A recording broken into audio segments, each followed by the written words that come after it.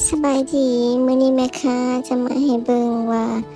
ขั้นตอนกว่าจะได้เซต5อย่างนี้มาแม่ค้าต้องเฮ็ดหยังแหน่เริ่มจากเมนูที่1ก่อนเนาะใส่กุ้งใส่หมูหลายขั้นตอนแฮงจนเจ้าสั่วสิได้มาเมนูหนึ่ง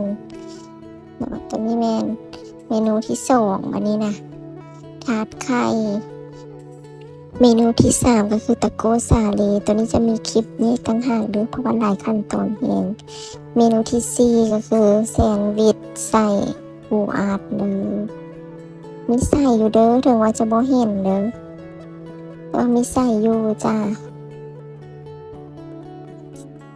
พันห่ออันนี้ก็หลายขั้นตอนอีกมาตัดขอบมาโปะใส่ทั้งหน้าอีกซึ่งทั้งกลางมันก็มีเด้อมายอดอันเมนูสุดท้ายก็คือหมักไม้เนาะจะเป็น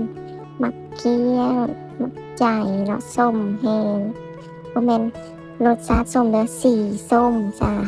วันนี้แล้วได้5เมนูเขาก็มาจัดกล่องให้ลูกค้าวันนี้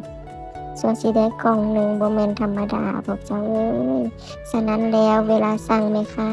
อย่าต่อราคาหลายเด้อส่วนแม่ค้าสิเฮ็ดแล้วแต่ละกล่องเนาะเก็บหลังไป3มื้อจึงสิเซาเพราะว่าแม่ค้าก็เฒ่าได้แล้วอย่าลืมเด้อ เห็นเป็นตาแซ่บแบบนี้นะแต่ว่ารสชาติก็แซ่บอีหลีเด้อพวกเจ้ามาอุดหนุนแม่ค้าได้เด้อเซตนี้นะเป็นเซตที่ขายดีแฮงของร้านเพราะว่ามันมีหลากหลายเมนูได้หลายอย่างแล้วก็อิ่มพร้อมครบจบในกล่องเดียวเลย